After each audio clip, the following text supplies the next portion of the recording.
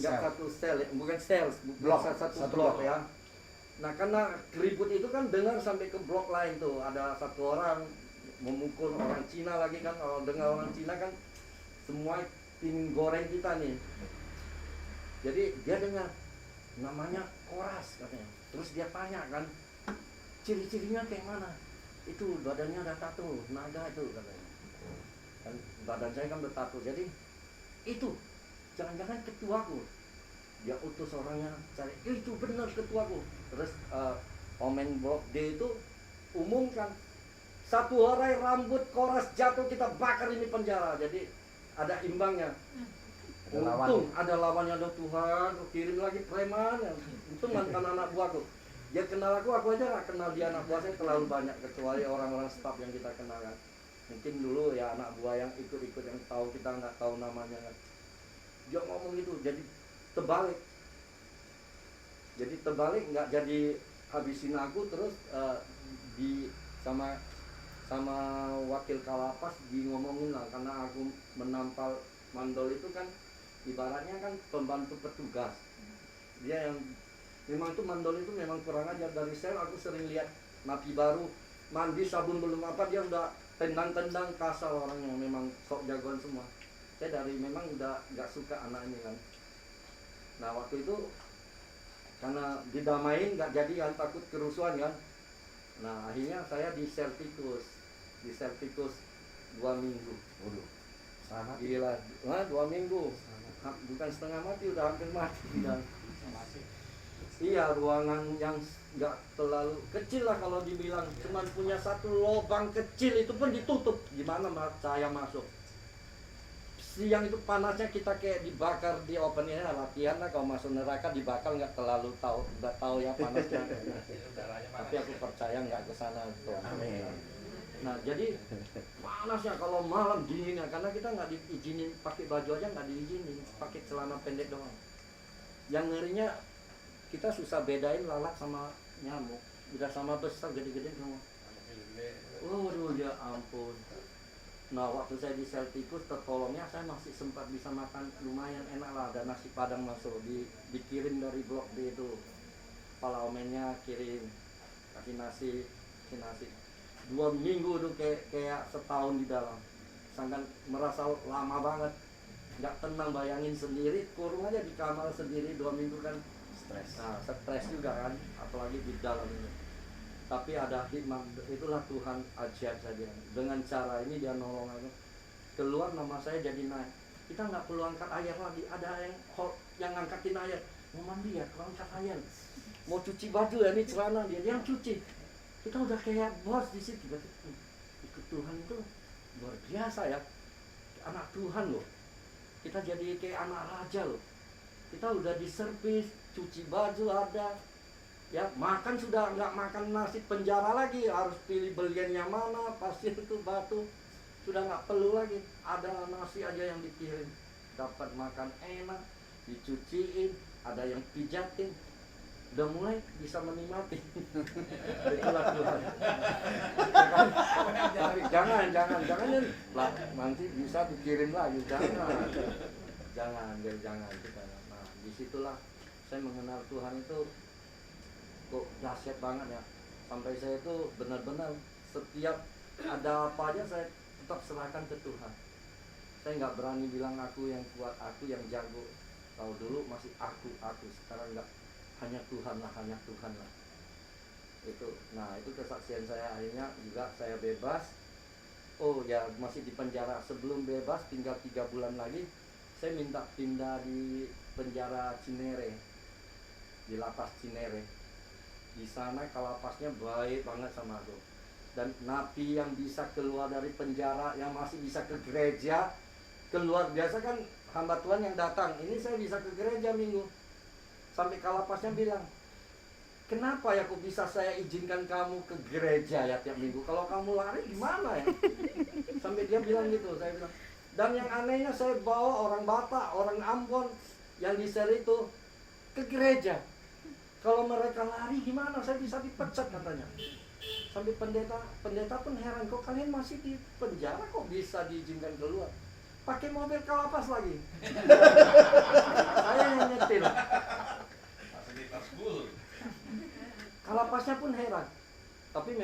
saya waktu pindah sana itu Kalapas punya kantor, dia ada akuarium, saya bersihin, ganti air, saya lap, saya sapu, saya bersihin semua. Jadi dia sayang banget sama saya. Kalau ada acara aja dia ajak saya kayak bukan napi, bisa jalan sama dia pakai baju bagus. Dia kalau ada olahraga kan main tenis, saya supporternya, dia ajak saya. Itulah anugerah Tuhan itu. Sampai pendeta aja bingung loh. Saya pernah terakhir ketemu pendeta waktu saya bebas, dia bilang cuman sejarah sekali ini napi bisa diizinkan bawa napi lain ke gereja. Cuman ini dalam sejarah Indonesia, mungkin saya orangnya. Ajarnya itu kok bisa, sampai Kalapasnya bilang kok bisa ya kalau kalian lari habis aku karir saya itu. Dia sampai bisa ngomong itu. Nah, akhirnya saya bebas kan, udah begitu cinta sama Tuhan, tapi begitu bebas udah mulai mau lupa. Saya ada urusan pulang ke Medan, udah hajal gangster lagi kan, di sana dipanggil. Saya hajar gangster sampai masuk TV, saya sempat masuk TV.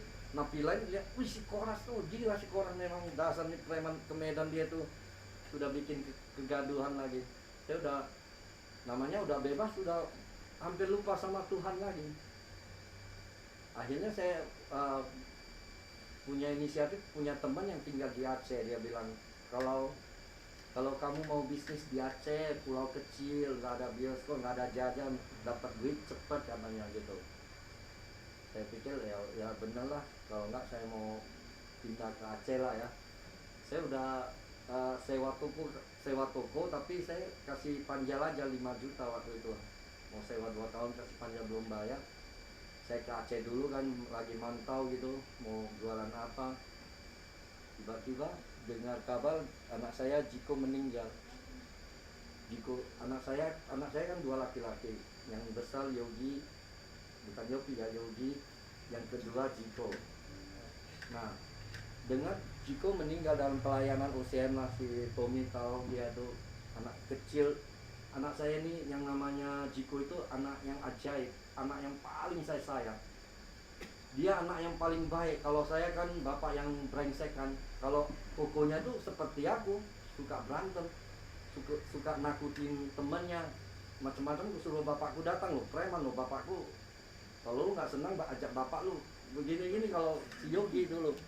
Tapi si Jiko ya, saya dulu kan pakai gelang, cincin gede-gede, karungan, gayanya aksesoris itu memang ada gunanya, bukan untuk cantik. Kalau gelang besi putih atau apa, atau cincin buat tonjolan, gelang itu buat nangkis senjata. Kalau dibacok kan nggak putus tangan kita. Itu bermanfaat. Aksesoris itu sebetulnya manfaat untuk jaga diri.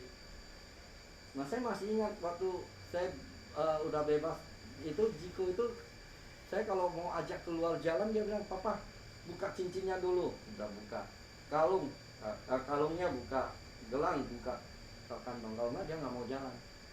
Dia maunya bapaknya kelihatan bagus, nggak gitu. Ini anaknya aneh ya dia. Terus kalau di rumah kan saya pakai singlet, kadang nggak pakai baju, banyak tato kan. Kalau temannya mau datang, papa dia ambil baju, pakai, teman mau datang. Nanti teman gua lihat papa kayak preman katanya gitu. Itu Jiko. Dia di sekolah dibully temannya, dipukul. Saya bilang, tuh tangannya kenapa? Ditusuk pakai pensil. Dia masih kecil tuh Jiko, waktu itu umur berapa tahun? Paling 8 tahun 9. Aku bilang, hajar aja kalau kamu dibully, nggak usah takut. Saya bilang, nggak boleh papa katanya. Kalau dia ganggu saya lapor guru suruh dia berdiri gini. Ya ampun, ya anak ini kok beda sama aku ya. Itulah saya rasa Jiko itu anak yang beda.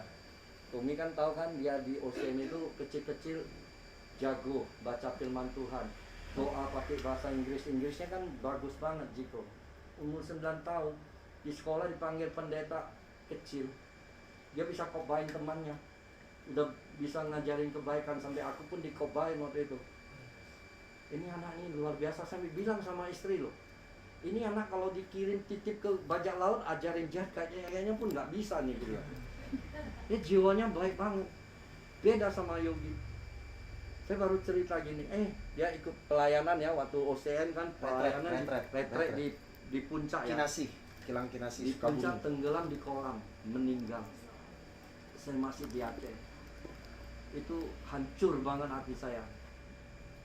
Si Kem-Kem semuanya nggak berani Orang cerita gereja. ke saya. Orang gereja nggak ada yang berani ngomong sama Aceh, takut sama Aceh. Karena masih tahu Aceh ini ngeri orangnya. Jangankan orang gereja, istri saya gemetar, dia takut. Dia lihat tabiat saya itu kan ngeri. Kalau hajar orang nggak ada ampun.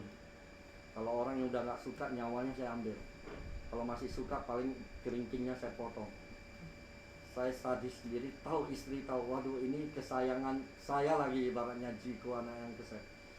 Gila dia cerita, aduh Tuhan, saya sampai marah, maki-maki Tuhan. Akhirnya Kem-Kem yang cerita, padahal meninggal udah ada 6-7 jam baru berani cerita. Suruh saya balik, saya udah aneh nih, suruh saya balik katanya dari Aceh saya. Baru dia Kem-Kem berani cerita. Waduh, saya tuh teriak-teriak sama Tuhan waktu itu. Saya bilang, saya udah percaya sama engkau. Bilang, kenapa anak kesayangan saya kamu ambil Tuhan? Saya teriak-teriak tuh. Nangis gak bisa berhenti air mata saya. Jadi saya di Aceh itu saya nyewa mobil ya teman ya, nyewa Kijang itu. Nyewa mobil Kijang, antar saya ke Medan kan, langsung ambil tiket mau balik ke Jakarta. Nah di mobil itu saya nangis habis-habisan. Saya tahu saya nggak tidur, tiba-tiba aku dengar suara Jiko. Saya dengar suara Jiko ngomongnya begini sama aku, Papa jangan sedih, Jiko sudah di surga bersama Tuhan Yesus, dia bilang gitu. Saya bilang sama teman saya dengar kok Jiko ngomong dia udah di surga bersama Tuhan Yesus. Tuhan, kalau memang itu Jiko, kasih aku dengar lagi. Akhirnya suara itu dikasih aku dengar lagi. Aku di situ sujud, berhentilah ya mata saya tahu kalau dia bersama Tuhan Yesus, udahlah Tuhan. Saya tahu dia di tempat yang baik. Kalau ikut saya mungkin nanti nggak baik gitu. Saya di situ baru bisa berhenti air mata, saya minta ampun sama Tuhan waktu itu. Sampai di pesawat, saya itu baru benar-benar mimpi karena aku sehari nggak tidur. Tapi itu antara mimpi dan sadar. Saya dengar lagi suara Yogi ngomong sama saya gini. Papa jangan jadi preman ya. Papa harus melayani Tuhan. Papa harus melayani Tuhan biar Papa bisa ke surga ketemu Jiko. Dia cuma ngomong gitu. Saya begitu terbangun.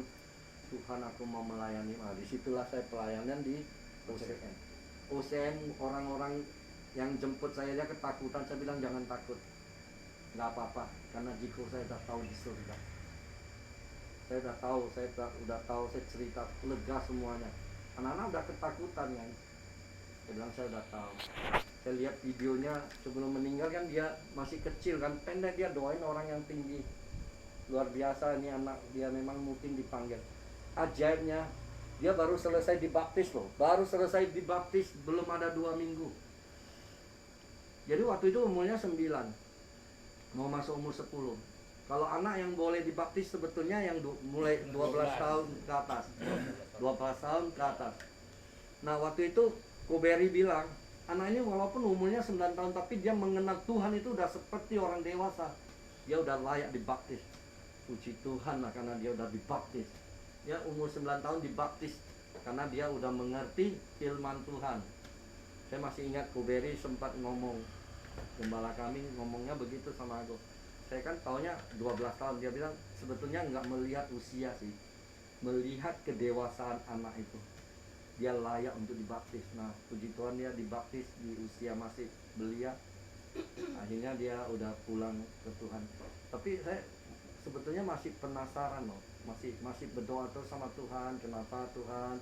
Masih tanya kenapa. Akhirnya Tuhan juga jawab saya. Tuhan jawab saya gitu. Kalau sampai teman-teman kan bilang, aduh ini murtad ini si Koras ini murtad, dia dari agama Buddha masuk Kristen, makanya anaknya dikutuk, diambil, mati gitu. Sebagai orang tua dengarnya kan sakit banget ya, sebagai manusia. Saya bilang, kenapa Tuhan cara matinya kok tenggelam gitu loh. Saya masih tanya kenapa gitu loh. Sampai orang merasa itu dikutuk, sampai mama papa saya juga merasa karena saya murtad dari agama dihukum gitu loh. Nah, sebetulnya ada ayat di mana itu ya, seakan gini ya. Saya lupa di mana tuh. Nah, terus saya doa lagi sama Tuhan, saya mau ingin jawaban Tuhan, kenapa Jiko matinya kayak tenggelam gitu, seakan mengenaskan, seakan saya ini gini. Tuhan jawab dari pas ada hamba Tuhan itu khotbah waktu itu. Saya lagi doa, dia khotbah. Dia bilang ada satu anak perempuan yang punya suara yang sangat merdu, tapi dia nyanyi buat Tuhan di gereja. Datanglah produser tuh dengar suaranya, saya mau bikin kamu jadi bintang super hebat seperti Aprila, Britney Spears gitu. Dia bilang, kalau kau mau ikut saya nyanyi buat dunia. Jadi cewek itu nggak mau, tidak, saya hanya nyanyi buat Tuhan. Jadi produser itu kesel sama anak ini, digoda mau kasih mobil, kasih rumah, kasih uang banyak, nggak mau, kasih tenar nggak mau, dia tetap mau penyanyi buat Tuhan. Selang beberapa minggu kemudian anak perempuan itu lagi kayak ada acara retret naik bus sama orang gereja rame-rame. Busnya tergelincir, terjatuh, yang lain nggak meninggal, nggak terlalu parah, dia meninggal dengan luka yang sangat mengerikan. Jadi produser itu baca, nah itu mampus kan, tadi kau tolak gini, kau mau untuk Tuhan, Tuhannya nggak selamatin kamu. Kata si produser itu yang mau orbitkan anak cewek itu. Tapi begitu dia ngomong begitu, malamnya si produser itu mimpi Tuhan datangin dia. Karena anak ini terpilih, saya bawa dia ke surga, yang lain masih banyak dosa, kasih kesempatan. Jadi punya teman cepat mati itu bukan karena kutukan, karena tugasnya udah selesai. Tom, lu jangan terlalu baik juga, Tom. Kita nggak ada yang main kita loh. Ya, harus ada badung dikit deh, jadi panggil dia, kasih kesempatan umur agak panjang. Ya logika berpikir kan begitu kan. Makanya kalau ada suhu atau orang baik sakti yang mau naik pesawat, aduh jangan Tuhan. Panggil dia, jatuh kena tuh. Bangun. Kita bercanda dong. Nah di situ kan, kok dia cerita gitu, teringat, ya Jiko juga begitu kan. Retret gitu, mandi di kolam, dia yang tenggelam. Nah orang tua merasakan seperti dosa saya itu yang mencelakain anak saya gini. Tapi yang penting Tuhan udah jelasin karena tugasnya udah selesai. Walaupun dia masih kecil, tugasnya selesai, dan bapaknya belum selesai. Dosanya masih banyak, jangan dulu. Nah disitulah, jadi mulai di situ saya mulai pelayanan di OCM ya, mulai minta pelayanan, akhirnya jadi ketua komsel. Dulu komsel kan di Jembatan 5 ya, masih sama gitu. Nah saya cuma mau bilang ya, sebetulnya Tuhan itu, agama itu, kalau saya bilang agama, orang sering bilang agama itu pilihan, sebetulnya nggak pilihan. Seorang bisa jadi agama Islam, agama Kristen, Buddha itu keturunan, benar nggak? Bapak mamanya Buddha, anaknya Buddha, nggak mungkin lahir jadi Kristen, jadi Islam. Ya kan, orang Islam juga begitu. Nah tapi kalau udah dewasa, tiba-tiba dari Buddha saya ke Kristen, itu bukan pilihan kita juga sebetulnya. Kalau saya nggak milih. Orang yang saya paling kesel banget, karena Tuhan yang milih. Ya kan, di Yohanes 15 ayat 16 kan, bukan kamu yang memilih aku, tapi akulah yang memilih kamu. Saya percaya. Nah kadang orang sering cerita, itu kamu udah Kristen, itu bapak lu loh, mama lu loh, adik-adik lu loh. Jadi mereka Kristen, nggak mungkin bisa, kita nggak bisa. Jangan kamu aja selamat. Cuman saya pegang firman Tuhan. Satu orang diselamatkan seisi keluarga, walaupun mereka masih Buddha. Saya percaya karena firman Tuhan mengatakan. Saya percaya orang tua saya, adik saya, keluarga besar saya itu diselamatkan. Itu aja. Semakin kita bilang gini, semakin benci sama kita. Bener nggak? Nah, banyak. Sebetulnya hidup ini kita harus fleksibel. Sepupu saya dari keluarga Buddha kan, sepupu saya masuk Kristen, mamanya si Ajon. Dibenci mama papanya, sampai kesel, sampai pernah mau dibacok bapaknya karena dia menghina patung-patung yang disembah papanya. Papanya sampai kesel. Gua nyembah ini, dia kasih rezeki hidup kamu, kasih kau kuliah, sekarang kau suruh aku buang, kau hina-hina itu Tuhan yang saya sembah nih. Sampai bapaknya mau bacok dia. Sampai mereka benci, sampai bukan dia aja, dari mama papa saya, dari keluarga saya juga benci si Ajon ini. Karena cara dia tuh nggak tahu. Umpamanya dia udah Kristen nggak mau pegang hiu, orang bapaknya kan potong babi itu, sincia, pai singkong apa, dia nggak mau, nggak berani makan, kayak orang asing. Beda sama aku tamjak kui. Tahu tamjak kui? Nah, saya pulang Medan tiap tahun kan, pulang Medan. Mama bilang, kamu udah jadi orang Kristen, pasti kamu nggak mau pegang hiu. Siapa bilang, Ma, jangan 3 batang, Ma, kalau bisa 6 lah 2 kali. Kamu kan udah jadi Kristen, kok bisa pegang hiu? Si Adon kan nggak bisa. Ya Kristennya beda, Ma, Kristen saya, boleh, siapa bilang nggak boleh pegang. Sebenarnya kita pegang hiu nggak salah. Tuhan bukan mengajarkan cara pegang hiu, cara kita menyembah. Kalau kita menyembah Allah yang benar, Amin. kita menyembah Tuhan Yesus dong, pegang hiu, berkati keluarga aku. Yes. Ya kan? Ucapan kita bukan prakteknya. Banyak orang kan nggak tahu kan, pikir nggak boleh pegang, nanti pegang dosa lu. Justru kamu menyakiti kedua orang tuamu itu dosa paling besar. Saya jamin nggak ada satupun bisa masuk surga kalau udah menyakiti kedua orang tua. Makanya firman Tuhan kadang kita harus baca, jalan yang lurus ujungnya maut kan, ditulis tuh. Kita pikir kita benar, padahal nggak benar. Kita pikir udah benar, nggak pegang hiu, udah benar, tidak makan makanan bekas sembahyang. Kita makan juga nggak masalah. Mama bilang, kamu kan nggak makan, siapa bilang? Ayam goreng mama paling enak, lu mah, saya peluk-peluk dia. Saya makan, kok bisa ya? Kita sebelum makan kan doa, benar nggak? Sudah dikuduskan. Menyenangkan hati orang tua itu lebih penting. Tuhan aja bilang, yang real aja kalau kau tidak bisa menghormati, gimana kau bisa menghormati aku yang nggak real, nggak kelihatan? Siapa pernah lihat Tuhan? Tidak pernah kan? Siapa pernah lihat setan? Ada yang pernah lihat setan? Mau lihat setan? Kalau mau, gampang saya ngajari satu hal. Gampang, gak usah takut. Kalau lagi marah-marah, ambil cermin, lihatlah itu. Ya kan? Itu gampang kalau mau lihat setan. Mau lihat Tuhan itu gak real. Tapi kenapa kita harus percaya kan? Nah, orang tua yang real kalau kita nggak bisa hormati gimana? Ya kan? Makanya mama saya bilang, abang, kamu nggak salah loh, Kristen kamu baik loh. Beda ya Kristennya. Beda, aku bilang. Jadi dia nggak musuhin aku, satu keluarga nggak musuhin aku. Mama waktu sakit aja dia minta saya doain. Doa pakai Tuhan kamu ya, Tuhan kamu baik. Walaupun mama saya meninggal dengan keadaan masih agama Buddha, tapi saya percaya dia udah di surga. Kita pegang ayat. Makanya pendeta bilang, itu penyinjiran ke tetangga, sebenarnya nggak perlu tingkah laku kita rubah. Biasa tukang mabuk, jadi anak kita jangan minum lagi. Ini kok jadi baik ya, nggak mabuk-mabuk lagi. Biasa tukang judi, orang Medan paling suka tuh judi. Bukan orang Medan, orang Tionghoa paling suka, apalagi Imlek ya. Bisa keluarga saling main ya kan. Nah, kalau kita bisa berubah, orang lihat.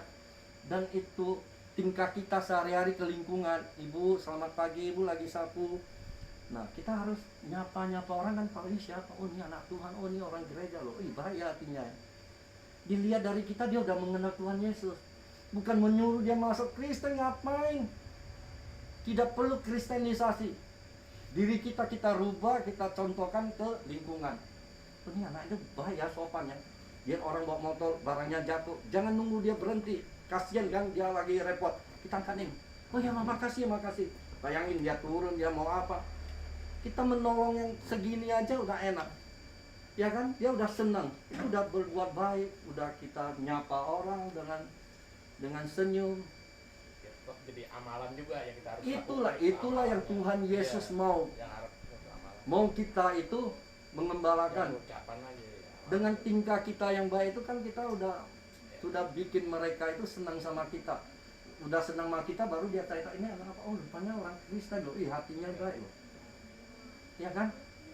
Bukan harus kita gini-gini, nggak perlu. Nah, itulah yang saya luar biasa ya, Tuhan kita itu baik. Makanya saya tiap hari mau jalan dekat pun tetap saya berdoa. Penyertaan Tuhan jangan diremehkan. Penyertaan Tuhan sama hidup kita itu jangan sedikit pun kita remeh. Oh, nggak usah doakan dekat doang, 5 menit nggak nyampe. Bisa aja. Kalau kita doa itu penyertaan luar biasa. Ada yang mau menjatin kita aja nggak bisa. Makanya bangun tidur, selalu berdoa Pak, sepanjang hari ini biar Tuhan yang jaga kita. Amin. Ya kan, perlindungan dia yang sempurna. Banyak belajar dari Pak Yopi juga nih. Pak Yopi senyum-senyum aja. Pokoknya hal kecil kita mengandalkan Tuhan. Itu aja. Nah, jadi cerita waktu saya udah bebas dari penjara kan, sepupu saya kan masih mafia ya. Dia kan ada buka tempat-tempat judi di Myanmar, Kamboja. Jadi dia tahu kan saya dulu kan memang badung. Judi, narkoba juga saya bisnis. Karena itulah keuntungan yang besar yang bisa saya hidupi ratusan anak buah. Kalau nggak mau makan apa? Dari hasil jualan yang lain mana bisa buat keluarga lah. Kalau yang begini ya pasti kita butuh uang yang banyak ya, uang yang nyimpang gitu.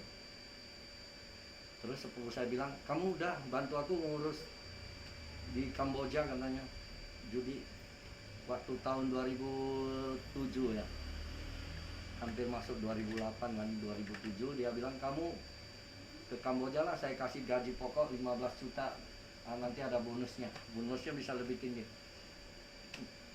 Sorry, saya bilang saya nggak mau, karena aku udah mengenal Tuhan. Saya nggak mau lagi yang ada hubungan dengan namanya judi-judi lagi. Saya benar-benar, dia sampai bilang, kamu beda sekarang ya, sombong ini ya. Saya sampai nggak ada duit loh, jual mainan di depan sekolah tuh Mita. Jadi DVD keliling Menghasil dulu awal. uang cuma sehari 100.000, 15 juta ditolak, lain hitung bonus loh, bisa 30 sampai 50 juta sebulan saya tolak, cuman mendapat sehari 100.000. Makan tiap hari Indomie. Benar, jujur. Sudah itu rumah kan kontrakan mau habis, mau nyambung, ada duit. Saya doa. Saya jujur ya, ada satu manusia ajaib. Manusianya di samping saya sebelah kanan. Tiba-tiba dia datang ke rumah. Cek. Dia panggil aku Cek. Ini umur masih 26 kalau nggak salah. 26, 27 ya. 25, 26. Nah, 25, 26. Itu Komsel waktu itu. Masih muda. Tapi gantengan sekarang. Terus datang ke rumah. Cek. Aku lagi doa katanya, kata si Tom. Komsel, itu saat Komsel. Komsel. Aku lagi doa itu tiba-tiba Tuhan itu taruh sesuatu mau kasih aku setengah tabungan uang saya ke saya.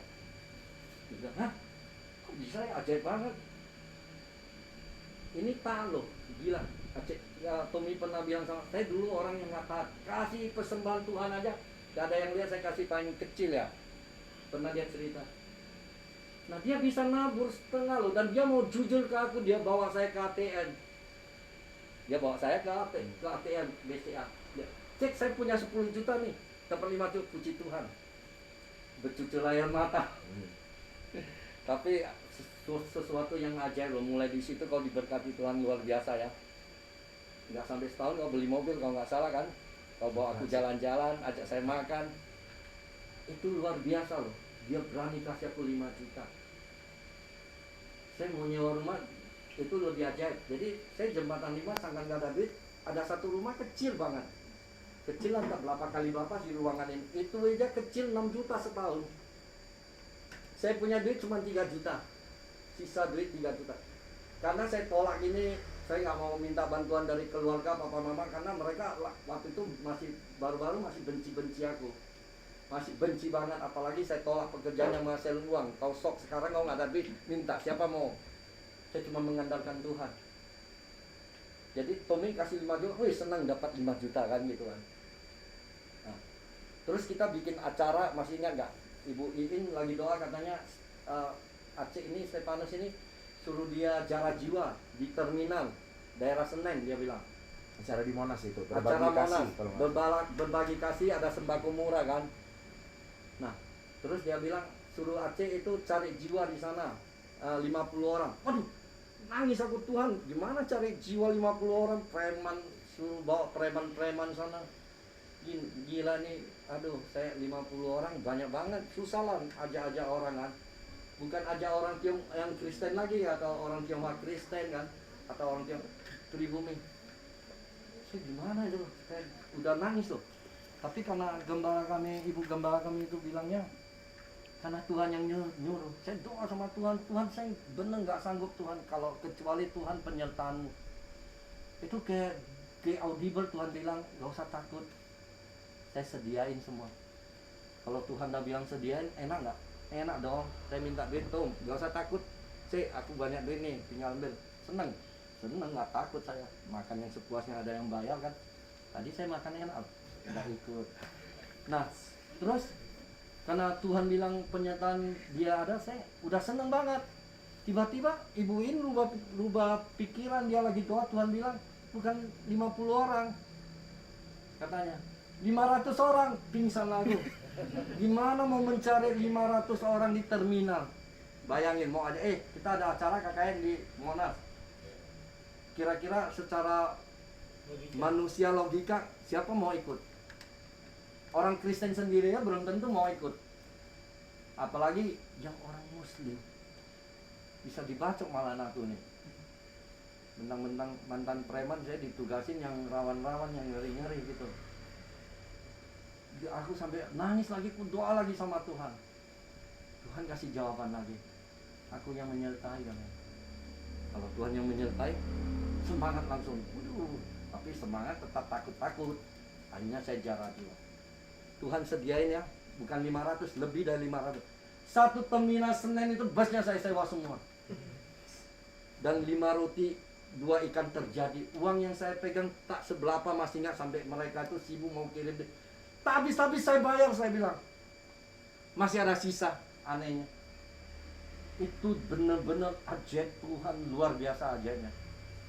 Saya jarah orang bukan 500 lagi, kurasa ribuan itu. Yang saya bawa ke, sampai saya ditahan polisi. Membikin huru hara katanya, kacau. Yang untuk demo. Orang Islam semua saya bawa dan bisa diatur, preman bisa saya perintah, yang rapi, baris-baris. Akhirnya minta bantuan si Ko Edi, siapa lagi tuh banyak di gereja, Anen, apa. Saya minta bantuan untuk merapin masa yang saya bawa di Monas. Sampai di Monas ketemu pendoa orang Singapura, konglomerat. Dia lihat saya mimpin, ini kok ada yang pakai jilbab, ini acara Kristen, kenapa ada yang Muslim? Bisa saya tatain. Dia sampelin saya pakai bahasa Inggrisnya kan Singapura kita bisa dengar, tapi Inggris saya nggak bagus, saya nggak ngerti juga, banyak yang nggak ngerti. Dia bilang dari Singapura, bisa Hokkien nggak? Saya bahasa Hokkien lah, bisa, nyambung bahasa Hokkien. Saya bilang saya bawa gini-gini karena Tuhan, pernyataan Tuhan luar biasa. Saya itu punya gereja di Singapura, saya ini pendoa. Boleh nggak aku ke gerejamu? Saya bilang boleh, oper kamel. Akhirnya dia datang kan ke gereja. Habis itu dia bilang, boleh nggak datang ke rumahmu? Rumah saya di Jembatan 5 Kumuh, gang yang kecil-kecil, saya bilang. Akhirnya dia datang ke rumah, dia bilang, dia doa, boleh aku doain kamu? Boleh, didoain saya. Saya bilang juga saya baru mengenal Tuhan ini. Terus dia doa, dia dapat dari Tuhan. Tuhan bilang, Pak Stefanus adalah Bapak Abraham, Bapak beriman katanya. Dia ngomong gitu loh. Dan Tuhan menyuruh saya menabur buat Bapak. Ditabur duitnya itu, duit Singapura itu berapa banyak tuh. Langsung kita tukar, cairkan, lumayan dapat puluhan juta. Ya kan? Nah, saya gini sebentar ya. Waktu saya kan mau ngontrak rumah yang 6 juta itu di Jembatan 5. Perpanjang persisnya? Bukan. Mau pindah waktu itu? Mau pindah, karena dulu kan sewanya kan yang 25 Kecil. juta. 3 kali 5. Ini mau pindah yang gede. Ya, mau pindah gede. Mau pindah kecil. Ini mau pindah kecil, lagi nggak ada duit. Lagi ngeselin rumah. Ini yang kebakaran bukan mau cerita? Belum. Iya, nanti yang kebakaran nih. Yang belum kebakaran. Jadi mau pindah, mau nyewa, cek nggak ada duit 3 juta, mana bisa cari yang gede, cari yang paling kecil. Nggak mungkin. Saya tawarlah 5 juta. Dia bilang nggak bisa, 5,5 juta lah. Yang 6 juta ini? Iya, saya punya 3 juta, yang 6 juta kan dia bilang 5 juta. Saya bilang 5 juta. Tapi boleh kasih aku waktu nggak? Saya rumahnya masih ada 3 bulan, saya bilang. Waduh, mana bisa 3 bulan lu suruh tunggu. Nah terus dia nggak mau setahun waktu itu. Dia bilang tapi 2 tahun ya, 11 juta. Enggak, saya nggak cukup, saya mohon setahun. Saya pikir 3 bulan nanti baru cari nyusulnya yang duit kekurangan ini. ya. Tapi dia nggak mau, dia bilang enggak, kalau gitu saya nggak mau nyewa lah, mau nunggu 3 bulan lagi kan. Saya doa sama Tuhan gimana nih, aduh, saya lagi doa tuh Tuhan terus audible loh, ngomong jelas banget sama aku. Di dekat rumahmu ada rumah baru bangun, rumah baru yang kita konsep kan udah gede, yang 2 lantai. Ya.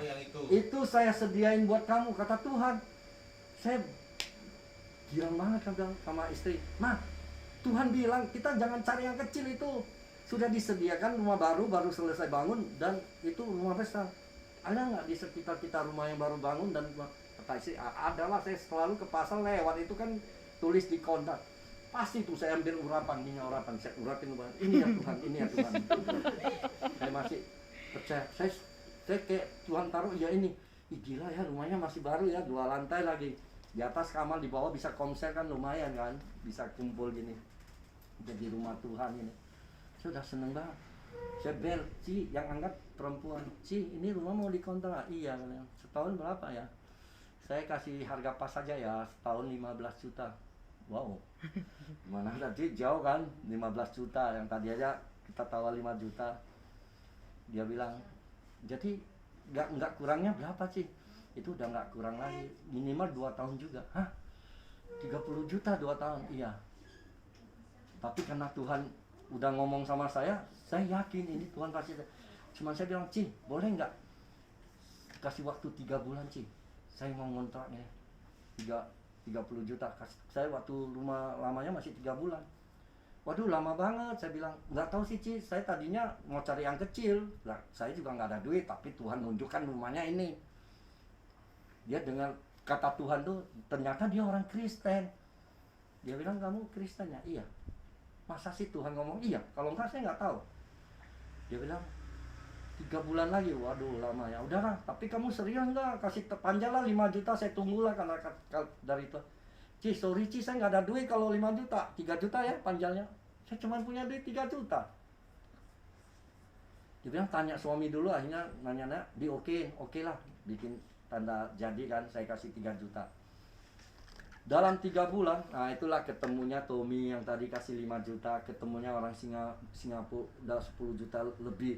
Udah seneng nih, kayak Tuhannya luar biasa nih. Dia mulai berkati aku, diundang kesaksian sampai ke Bekasi, dapat duit lagi, dikasih PK. Kesaksian orang mungkin PK-nya kecil, saya dapat lumayan besar loh. Aduh, kasih Tuhan luar biasa itu. Udah seneng, lagi doa, Tuhan bilang apa? Duit yang kamu tabung ini ditabur semuanya. Mateng, saya masih nggak nangis. Istri saya kan yang taruh di bank ya. Nah itu duit yang kita tabur itu kata Tuhan ditaburin ke orang miskin. Kata istri, kan kita udah miskin banget nih. Mau nyewa rumahnya nggak bisa. Ya nggak tahu lah, mungkin ada lagi yang lebih miskin. Aku bilang, istri saya, kamu janganlah aneh-aneh. Kita baru kumpul ini aja masih kurang kan, ibaratnya masih kurang baru 10 juta lebih ini. Sedangkan sewa rumah kan 30, ini udah suruh nggak tahu harus taat. Saya tanya sama istri, ini uang kamu nggak? Enggak. Uang saya bukan juga, ini uang yang pemberian Tuhan, gerak ini. Disuruh saya tabur. Waduh Tuhan, kalau kamu suruh tabur, udahlah, tabur lagi itu. Habis. Ditabur lagi nggak ada. Saya bilang, Tuhan, tega juga ya, tapi ya saya mau taat lah, pakai iman. Karena saya merasa itu duit bukan dari saya. Ya kan? Begitu kita tabur lagi duit itu, tiba-tiba dapat dari teman-teman, tiba-tiba yang dari Medan tuh Pak Titus, dia bilang, gimana kabarmu? Iya, saya ini lagi gini, ini. Dia bilang, aku mau nabur buat kamu, katanya. Dikirimlah sama aku 10 juta. Ajaib juga ya, baru tabur 10 juta, udah datang lagi 10 juta. Itu kalau Tuhan, kalau nyuruh. Kalau kita nggak taat, mungkin nggak jadi sewa tuh. Cuman itu yang dipegang duitnya. Karena aku taat.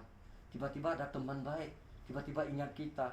Dia tahu aku keluar dari penjara. Dia tahu anak saya meninggal. Dia tahu saya belum ada pekerjaan. Dia tahu saya jualan kecil-kecilan. Dia tabur 10 juta buat aku. Itu 20 udah berarti. Udah ya? ajaib. 20. Masih ingat si Rati yang di PIK Pantai Indah Kapuk? Bu Rati mengundang saya ke persekutuan dia di PIK. Suruh aku kesaksian. Kasih waktu 15 menit, akhirnya diperpanjang jadi setengah jam lebih. Itu yang nabur itu ngeri. Hasil kolekte malam itu diserahin ke saya, dan Cirati taburin saya pakai duit euro loh. Saya pun nggak tahu loh, bahasa euro itu paling besar. Saya taunya dolar itu besar. Nah, ditabur. Dicair duitnya, gila udah terkumpul 20 berapa kemarin, 25 juta ya kalau nggak salah. Itu pokoknya terkumpul 25 juta. Kita cuma butuh 2 juta. waktu masih panjang. Enak nggak? Mandi makan enak semua, tinggal 2 juta. Tapi dari hari ke hari Tuhan nggak memberkati aku, sama sekali nggak berberkat. Sampai tinggal 3 hari lagi saya bilang sama istri, ini masih kurang 2 juta nih, gimana cari? Yang saya hasil jualan buat makan setiap hari habis. Tanda kutip kadang kurang. Tapi ya Tuhan itu ajaib ya. Saya sampai bilang, mah, saya doa dulu, Tuhan bukain Alkitab, duduklah dengan tenang, ada itu kan, menunggu pertolongan Tuhan, ada itu. Saya baca ayat ini, oh ya tenang aja mah, nanti ada aja datang itu 2 juta itu, mungkin lebih. Saya bilang sama istri, saya masih pede loh, padahal tinggal berapa hari. Saya potong lagi, ini mau kebakaran jembatan 5 dulu nih, sebelum ini nanti lanjutnya jembatan 5 ya kebakar. Nah akhirnya sampai harian nggak datang duitnya, tetap 25 juta. Jadi kan berarti masih kurang 2 juta. Saya bilang, aduh Tuhan ini gimana janjinya nih, jadi utang dong 2 juta. Saya bawalah 25 juta itu ke tempat Ci itu, Ci, ini saya mau ke rumah Ci, saya mau antar rumah nih, ngontrakan. Saya ditelepon, untung saya nggak cerita apa-apa loh. Saya bilang nanti sampai sana baru bilang lah, kasih aku waktu kan, 2 juta, karena Tuhannya stopin duitnya itu. Ya kan? Akhirnya saya bawa 25 juta tuh sampai ke tempat cicinya itu kan. Dia bilang, ya oh puji Tuhan loh, berarti ajaib loh, Tuhannya tuh sayang sama kamu loh. Dia bilang gitu. Kamu punya duit cuma 3 juta, dengan imanmu kamu sanggup bayar, sedangkan kau buat makan kau bilang pas-pasan, gimana buat nabung? Bukan pas aja tanda kutipku, kurang itu pun Ku Edi sering dulu bawa makanan ke aku. Aku masih ingat. Jadi saya sampai sana, saya baru naik ke atas mau cerita, dia langsung cerita si Ci tuh. Gini loh, aku sama suami loh nih, suaminya. Aku sama suami udah sepakat. Kamu nggak usah bayar 30 juta, kamu bayar 28 juta aja. Puji Tuhan, Tuhan itu Perpuluhan, untuk perpuluhan dia ngomong waktu itu kalau nggak salah. ya. Isi Itu perpuluhan. Tuhan itu ya luar biasa loh. Dia itu bikin kita dakdikduk. Kalau kita lagi dakdikduk sebetulnya jangan khawatir. Dakdikduk kan seakan kurang, seakan Tuhan nggak tepati janji. Dia nggak berkati melalui saya, dia memotong dari yang punya rumah, bisa potong 2 juta, jadi tidak sepersen pun kekurangan. Sampai di hati bilang, aduh kalau lebih bisa 1.000 saya langsung pergi makan bakso nih sama istri. Gak ada lebih. Hebat. Saya bilang, Ci, saya cuma punya duit 20. Hah? Kok bisa? Sampai Cici itu kaget, pikirnya udah cukup mau balikin kan. Dia bilang, luar biasa loh ya. Nah, Tuhan itu bisa gerakin yang punya rumah loh. Amin. Sampai yang punya rumah itu dia bilang, gila ya, saya itu mau bertobat lah sama Tuhan. Saya udah mulai lemah, jarang ke gereja. Begitu juga suami katanya. Rupanya Tuhan dahsyat. Saya bilang Tuhan itu dahsyat. Nah, dapat rumah itu kan, 2 minggu aja kita tempati. Kita bikin kebakaran jembatan 5, masih ingat kan? Yang 700 pintu lebih tahun 2007. Masih ingat gak? 2007 kan? Kalau nggak salah 2007 atau 2008. Pokoknya kebakaran Kerendang lah itu ya, daerah Iya, Kerendang. iya, yang jembatan 5 700 pintu lebih.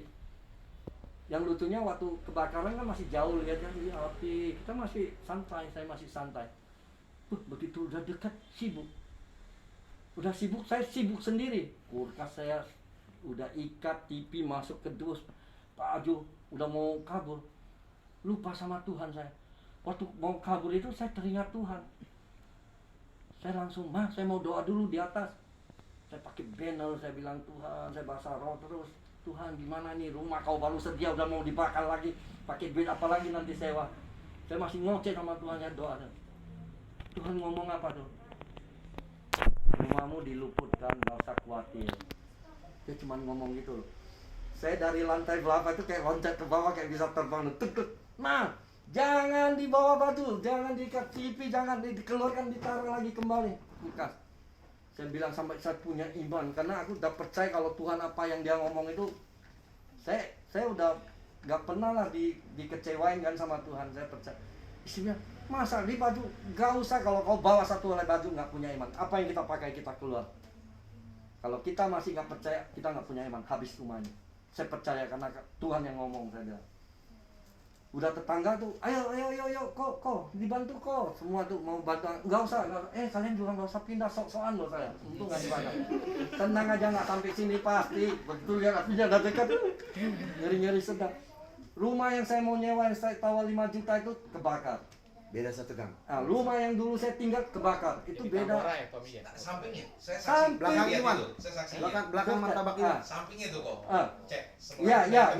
ya, apinya berhenti, ini bukan beda dua pintu, berhenti di 2 pintu aja enggak itu, bisa berhenti sendiri, bisa loncat ke sebelah sana. Wah tuh benar Tuhan, untung loh, sampai tetangga sampai bilang, ini kau nih ngomongannya itu sakti banget, dibilang nggak sampai di sini luput bener. Waduh, nggak mau. Tapi kalau dia loncat itu kan bahaya juga, aku punya yang ya, jangan. Saya tuh percaya sama Tuhan. Dia ngomong itu saya percaya banget. Itulah saya ngalami kebaikan Tuhan di awal-awal. Saya percaya sama Tuhan. Masih dibeli suara Tuhan, masih bisa dengar, masih bisa bicara melalui kayak mimpi secara audible. Tapi ya sekarang sudah enggak. Karena kita udah mengerti, kita udah mengenal. Orang-orang yang baru percaya pasti gitu. Biasanya ya Tuhan berjamaah. Nah itulah ajaibnya. Inilah kesaksian saya sampai di sini aja ya. Terima kasih ya. Nanti lanjut. Itu ada masih banyak. Masih banyak. Tapi ini yang benar-benar Tuhan itu bagi aku Allah yang dahsyat, Allah yang luar biasa ya. Luar biasa. Jangan pernah kita meninggalkan dia. Tapi kesaksian juga